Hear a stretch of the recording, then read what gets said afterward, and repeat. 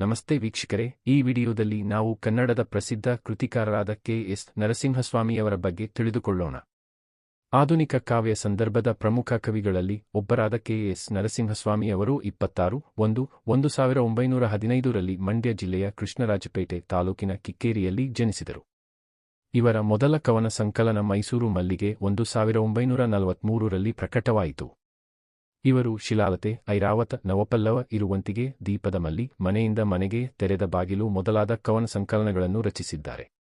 1977ರಲ್ಲಿ ಇವರ ತೆರೆದ ಬಾಗಿಲು ಎಂಬ ಕವನ ಸಂಗ್ರಹಕ್ಕೆ ಕೇಂದ್ರ ಸಾಹಿತ್ಯ ಅಕಾಡೆಮಿ ಪ್ರಶಸ್ತಿ ಲಭಿಸಿದೆ.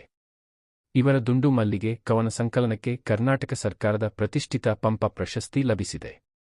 ಇವರನ್ನು ಕನ್ನಡ ಸಾಹಿತ್ಯ ಕ್ಷೇತ್ರದಲ್ಲಿ ಪ್ರೇಮಕವಿ ಎಂದೇ ಗುರುತಿಸಿದೆ. ಇವರು 1990ರಲ್ಲಿ ಮೈಸೂರಿನಲ್ಲಿ ನಡೆದ ಅಖಿಲ ಭಾರತ ಕನ್ನಡ ಸಾಹಿತ್ಯ ಸಮ್ಮೇಳನದ ಅಧ್ಯಕ್ಷರಾಗಿದ್ದರು. ಇವರು 2004ರಲ್ಲಿ ದೈವಾಧೀನರಾದರು. ಮುಂದಿನ ವಿಡಿಯೋದಲ್ಲಿ ಮತ್ತೊಬ್ಬರು ಕೃತಿಕಾರರ ಬಗ್ಗೆ ತಿಳಿದುಕೊಳ್ಳೋಣ. ಧನ್ಯವಾದಗಳು.